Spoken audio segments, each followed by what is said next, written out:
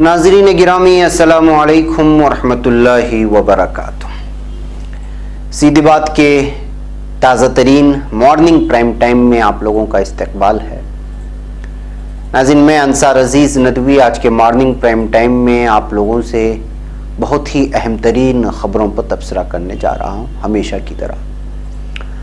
नाज़रीन आज मैं बात करूँगा कि मोहन भागवत ने 70 कालम नवीसों से बंद कमरे में आखिर मुलाकात क्यों की थी, जो आरएसएस के लीडर हैं मोहन भागवत। इसके अलावा महाराष्ट्र में एनआरसी तो लागू नहीं होगा, लेकिन हुकूमत कह रही है कि एनपीआर तो ज़रूर लागू होगा, लेकिन एनसीपी और कांग्रेस एनपीआर भी लागू करना नहीं चाहती। इस तरह की खबरें आ रही हैं। हम लोग उस पर भी तफसीलन बात करने की कोशिश करेंगे। सोशल मीडिया का इस्तेमाल करने पर कश्मीर पुलिस ने किस तरह से यूएपीए के तहत मामले दर्ज करके जुल्म ढाया है, उस पर भी तबसरा होगा कि किस किस नौयतों से जुल्म ढाने की कोशिश की जा रही है। तुर्की के उस अजीम तरीन कुतुब खाने के बारे में मैं आपको बयान करूंगा, उसकी तफसीलात सुनाऊंगा, जो अनकरीब यानी कि जुमेरात को जिसका इफ्तिताह होने वाला है। और तुर्की किस तरह से इस वक्त तरक्यात की जानिब गामजन है और अंटार्कटिका के वाइट समंदर के करीब उसकी टीम, साइंसदानों की टीम पहुंच चुकी है, उस पर मैं आपको तबसरा करूंगा, कुछ तस्वीरें रखूंगा। उससे पहले आप लोगों से दरख्वास्त है कि जिन लोगों ने हमारे चैनल को सब्सक्राइब नहीं किया, नए आने वाले अफराद वो ज़रूर सब्सक्राइब कर लें, बेल आइकॉन दबाएं, हमारे 1 मिलियन सब्सक्राइबर्स के मिशन में शामिल हो जाएं, नए अफराद को जोड़ें। हर बंदा अपने दोस्तों अहबाब को लिंक्स शेयर करे और फैलाने की कोशिश करे। उसके अलावा जो लगातार इदारे को मजबूत बनाने के लिए और उसको तक़वियत पहुंचाने के लिए जो अपील आप लोगों से बारहा की जा रही है, किसी भी तरह के ताउन के लिए, और जो नंबरात यहाँ दिए जा रहे हैं, उस सिलसिले में अभी तक जिन लोगों ने गौर नहीं किया, संजीदा नहीं हुए, उनसे यही अपील है कि वो एक मरतबा ज़रूर सोचें। बैकअप नाज़रीन आइए आगे बढ़ते हैं और इस वक्त बात करते हैं आरएसएस के सरबराह मोहन भागवत की, जिन्होंने 70 कालम नवीसों से बंद कमरे में मुलाकात की है। जी हां, आरएसएस सरबराह मोहन भागवत ने 18 फरवरी को तकरीबन 70 कालम नवीसों से बंद कमरे में मुलाकात की। बताया जा रहा है कि उन्होंने मीटिंग के लिए मुख्तलिफ ज़बानों में लिखने वाले कालम नवीसों को मदऊ किया था ताकि वह अपनी तहरीरों में आरएसएस के नज़रियात और पैगामात को मुस्बत तरीके से पेश कर सके। बताया जाता है कि मोहन भागवत ने यह मीटिंग इसलिए बुलाई थी ताकि लोगों में आरएसएस से मुतालिक जो गलत बातें फैल रही हैं उसको दूर किया जा सके। मीडिया ज़राए में आ रही खबरों के मुताबिक मीटिंग दिल्ली के छतरपुर इलाके में हुई, जिसमें हिंदुस्तान की मुख्तलिफ रियासतों और ज़बानों से जुड़े हुए कालम नवीस शामिल हुए। मीटिंग में क्या कुछ बातें हुई, इस सिलसिले में फिलहाल कुछ भी पता नहीं चल सका है और मुकम्मल बातचीत को इंतहाई खुफिया रखा गया है। लेकिन इम्कान जाहिर किया जा रहा है कि मीटिंग में मोहन भागवत ने अपने आइंदा की प्रोग्रामों और तकरीरों से मुतालिक कुछ बातें कालम नवीसों के सामने रखी हैं। वाज़ेह है कि आरएसएस एक ऐसी तंजीम है जिसके खिलाफ हिंदुस्तान ही नहीं बल्कि बैरून ममालिक में भी मनफी बातें लगातार लिखी जाती रही हैं। इस तंजीम की हिंदुस्तान में गिरफ्त काफ़ी मजबूत है और मोदी हुकूमत के बरसर इख्तिदार होने के बाद तो ये मजीद मजबूत हुई है। इसके बावजूद आरएसएस के खिलाफ लगातार आवाज़ें उठ रही हैं और इसके खिलाफ लिखी जा रही हैं। इन आवाज़ों को उठने से रोकने और आरएसएस से जुड़ी गलत बातों को ना फैलने देने के मकसद से ही कालम नवीसों के साथ मोहन भागवत ने मीटिंग की है। इस तरह की तबसरे सोशल मीडिया में और कुछ अखबारात में भी छप रही हैं। नाज़रीन काबिल ज़िक्र बात यह है कि आरएसएस उसके नज़रियात के बारे में फैली गलत बातों को वाज़ेह करने के मकसद से अब ये गलत बातें उनके अंदाज से कहना है या जो भी है। गुज़िश्ता साल सितंबर में आरएसएस सरबराह मोहन भागवत ने बैरून मुल्क की मीडिया से बातचीत की थी। ये मुलाकात दिल्ली के अम्बेडकर इंटरनेशनल सेंटर में हुई थी। उसमें कमोबेश 30 ममालिक के मीडिया इदारों से जुड़े 80 सहाफ़ियों ने अपनी मौजूदगी दर्ज की थी। ये सभी सहाफ़ी हिंदुस्तान में ही रहकर अपनी सहाफ़ती जिम्मेदारी निभाते थे और यही वजह है कि जो इस वक्त जिस तरह से सारी चीज़ें सामने आ रही हैं आरएसएस को लेकर के, और आप लोगों को मालूम होना चाहिए कि जो मुख्तलिफ औकात में जो है बरतानिया से, ब्रिटेन से और इंटरनेशनल मीडिया भी बहुत सारे अलग अलग कालम निगार आरएसएस की तस्वीर को पेश करके एक अलग उनके जहनी जो जहन में उतार चढ़ाव है और जो उनकी फ़िक्रें हैं, उनके ख़यालात हैं हिंदुस्तान को लेकर के, अक़लियतों को लेकर के, बिलख़ुसूस मुसलमान मुस्लिम दुश्मनी में ये सर फहरिस्त हैं। ایسے حالات میں ان کی اس چیز کو پیش کرنے کے لیے یا اس چیزوں کو غلط ٹھہرانے کے لیے کالم نویسوں سے ملاقات کے بارے میں بات کہی جا رہی ہے۔ اب اگلے دنوں میں پتہ چلے گا کہ اصل یہ ملاقات ہوئی کیوں تھی، اور کالم نویسوں کو 70 کالم نویسوں کو مختلف زمانوں کی جمع کیے گئے تھے، لیکن یہی ظاہر کیا جا رہا ہے کہ شاید جو ہے جو پیڑ کا ہو سکتے ہیں اپنی فکروں کو پیش کرنے کے لیے، ممکن ہے کہ اس طرح کی جو ہے آگے جا کر کے ان کی جو فکر و خیال ہے اس کا ایک فلسفہ، ایک منطق دے کر کے جو ہے عوام کے سامنے کسی بھی چیز کو صحیح ٹھہرانے کے لیے ہمیشہ یہ ہوتا رہا ہے کہ جو ہے پہلے آپ اخبارات کے ذریعے سے لوگوں کا ذہن بنائیں، پھر اس کے بعد جو ہے خود آپ بیان دے دیں، پھر اس پر ڈیبیٹ کریں، پھر ایک ماحول بنائیں، پھر جو ہے اس سلسلے میں اس فیصلے کو لاگو کرنے کے لیے مجبور کیا جائے۔ ایسی چیزیں ہم گزشتہ 6 سالوں سے دیکھتے آ رہے ہیں، ممکن ہے کہ اسی طرح کا کوئی اور لاہی عمل یا سازش رچی جا رہی ہو۔ بہرکیف ناظرین، آئیے ہم آگے بڑھتے ہیں اور بات کرتے ہیں مہاراشٹرا میں NPR لاگو ہوگا یا نہیں۔ وہاں کی حکومت یعنی ادھو ٹھاکرے نے صاف طور پر اعلان کر دیا ہے کہ یہاں پہ NRC تو لاگو نہیں ہوگا، البتہ NPR کو روکا نہیں جا سکتا، اس کو لاگو کیا جائے گا۔ اس کے بیان کے بعد جو ہے اب شرد پوار کا ایک بڑا بیان سامنے آیا ہے کہ مہاراشٹرا میں NPR کانگریس اور NCP نہیں چاہتی ہے۔ جی ہاں، الائنس اگینسٹ NPR CAA اور CNRC کے ایک وفد نے آج NCP سپریمو شرد پوار سے ملاقات کرتے ہوئے مہاراشٹرا میں NPR کی نفاذ نہ کرنے کا مطالبہ کیا تھا۔ واضح ہے کہ الائنس اگینسٹ CAA NPR اور NRC کے زیر اہتمام آزاد میدان ممبئی میں 15 فروری کو کامیاب عوامی ریلی کا انعقاد عمل میں آیا تھا، جس کی ویڈیو ہم نے آپ لوگوں کے سامنے رکھی تھی۔ اس الائنس کے ذمہ دار وفد نے ممبئی میں شرد پوار کے گھر پر ملاقات کرتے ہوئے مہاراشٹرا میں NPR کو نافذ نہ کرنے کا بھی مطالبہ کیا۔ وفد نے CAA NRC NPR کے بارے میں اپنے خدشات کا اظہار کرتے ہوئے ایک میمورنڈم بھی پیش کیا، جس میں مطالبہ کیا گیا ہے کہ وہ مہاراشٹرا میں NPR اور NRC پر عمل درآمد نہ ہونے دے۔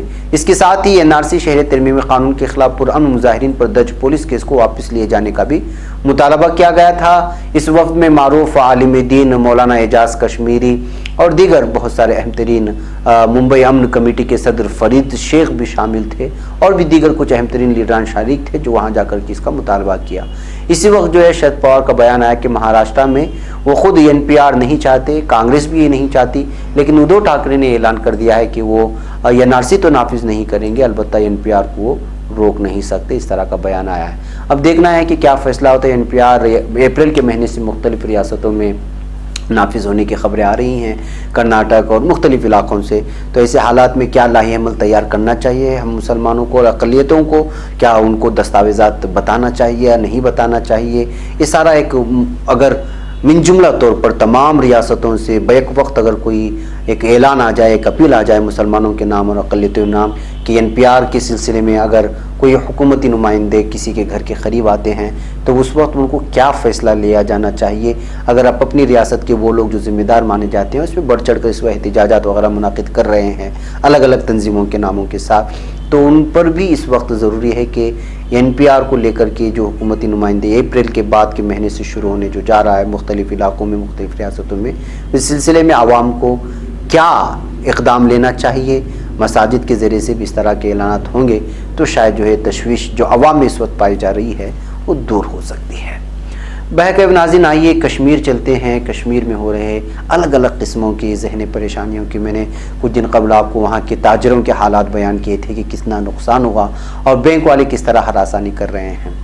اب جموں کشمیر پولیس ان لوگوں کے خلاف سخت UAPA قانون کا استعمال کر رہی ہے جو مبینہ طور پر سوشل میڈیا ویب سائٹ کا استعمال کرنے کے لیے VPN یا پراکسی سرور کا استعمال کر رہے ہیں۔ VPN یا پراکسی سرور ایک ایسا ہوتا ہے ناظرین کہ آپ جو ایپ استعمال کرتے ہیں، جب آپ وہ ایپ استعمال کر رہے ہوں تو دوسرا آپ کے موبائل کو ہیک نہ کر سکے یا پھر وہ جان نہ سکے کہ کیا آپ استعمال کر رہے ہیں، تو اس چیزوں کو جو ہے چھپائے رکھنے کے لیے VPN یا پراکسی سرور جیسے ایپس کا استعمال کیا جاتا ہے۔ دی وائر نے ایک رپورٹ کر کے بتایا تھا کہ وادی میں انٹرنیٹ کو جزوی طور پر بحال کیا گیا ہے اور صرف تقریباً 350 ویب سائٹس کو استعمال کرنے کی اجازت دی گئی تھی۔ تمام سوشل میڈیا سائٹس کو بین کر دیا گیا ہے، اور یہ پہلا ایسا موقع ہے کہ جب پابندی توڑنے کی وجہ سے، یعنی جو بین کر دیا گیا تھا، جب آپ کے موبائل میں کوئی ویب سائٹ کھلتا نہیں تو اس کا مطلب ہے کہ وہاں کی حکومت نے اس کو بین کر رکھا ہے۔ تو جب آپ اس کو کھولنا چاہتے ہیں تو کچھ ایسے سافٹ ویئرس بنائے گئے ہیں جس کا آپ انسٹال کر لیتے ہیں موبائل میں تو وہ ویب سائٹ کھل جاتے ہیں.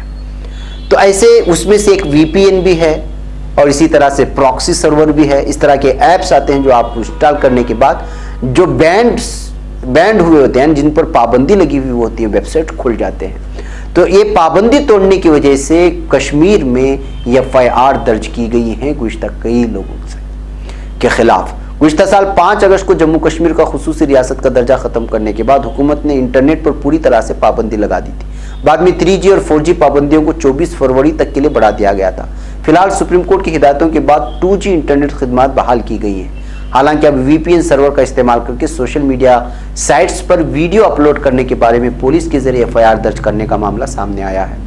انڈین ایکسپریس کی رپورٹ کے مطابق سوشل میڈیا پر حریت رہنما سید علی گیلانی کا ویڈیو اپلوڈ کرنے کے بعد پولیس نے VPN سرور کا استعمال کرنے والے لوگوں کے خلاف FIR درج کرنے کا فیصلہ کر لیا ہے. تو ناظرین یہ کہ یعنی کہ آپ کو پوری طرح سے باندھ دیا گیا ہے کہ آپ کو اگر رہنا ہے تو حکومت کی سننا ہوگا ورنہ آپ کو آزادی سے جینے نہیں دیں گے. شاید یہی جو ہے وہاں کی کشمیر کی انتظامیہ وہاں کے لوگوں کو کہنا چاہتی ہے. اس طرح شکایات درج کر کے اور CAA اور مختلف قسم کے ایکٹ کے تحت جو ہے مقدمات درج کر کے یہ حالات ہیں کشمیر کے. ناظرین آئیے میں آپ کو ترکی کی اور اس کی ترقیات کی بات کرتا ہوں اور 2 اہم ترین خبریں آپ لوگوں کے سامنے رکھنے کی کوشش کرتا ہوں.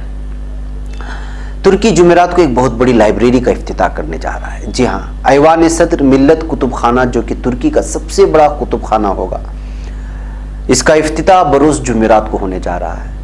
سلجوقی, عثمانی اور جدید معماری کے فن پاروں سے مزین اور روزانہ 24 گھنٹے تک کھلا رہنے والے اس کتب خانے کا افتتاح صدر ترکی رجب طیب اردوگان کے ہاتھوں سے ہوگا.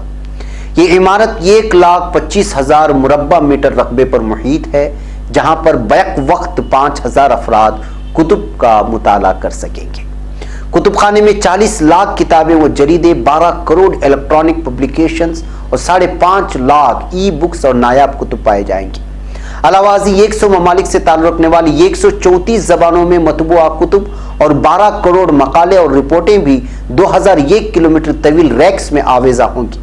کتب خانے کا سب سے زیادہ توجہ طلب حصہ صوتی اور بصری کتب خانہ ہوگا, جہاں پر قارئین 10,000 بصری اور صوتی مواد کے ذریعے سے یعنی ذخیرے سے استفادہ کر سکیں گے.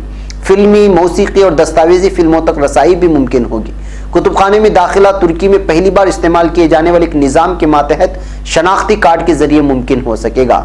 توقع ہے کہ کتب خانہ خدمات اور کتب کے ذخیرے کے اعتبار سے دنیا کی گنتی کے چند کتب خانوں کی فہرست میں جگہ پا لے گا. تو ناظرین یہ ہے ترکی میں اس وقت مطالعے کو بڑھانے کے لیے اور لوگوں میں کتب بینی کا شوق پیدا کرنے کے لیے صدر رجب طیب اردوگان کی جانب سے لیا گیا ایک بہت بڑا فیصلہ مانا جا رہا ہے, جو دیدہ زیب ہے, خوبصورت ہے. اب جمعرات کے دن جب اس کا افتتاح ہوگا تو اس وقت شاید ویڈیو آنے کے بعد ہم آپ کے سامنے اس کی مکمل تصویر رکھ سکیں گے. اسی طرح ناظرین ترکی کی ایک اور خبر اور اس کی ترقیات اور کس طرح ترکی اس وقت جو ہے ایک الگ الگ شعبہ جات میں قدم رکھتے ہوئے جا رہا ہے, کھوج میں اور ریسرچ کے میدان میں کس طرح آگے بڑھتا جا رہا ہے, اس کی بھی ایک مختصر خبر آپ لوگوں کے سامنے رکھنا چاہتا ہوں. ترک سائنسدانوں کی ایک ٹیم چوتھے قومی انٹارکٹیکا سائنسی سفر کے سلسلے میں 15,000 کلومیٹر کا سفر طے کر کے سفید بر اعظم پر پہنچ گئی ہے. وزیر صنعت و ٹیکنالوجی مصطفیٰ وارانک نے اپنے سوشل میڈیا پیج سے ترک ٹیم کے سفر سے متعلق ویڈیو شیئر کی ہے.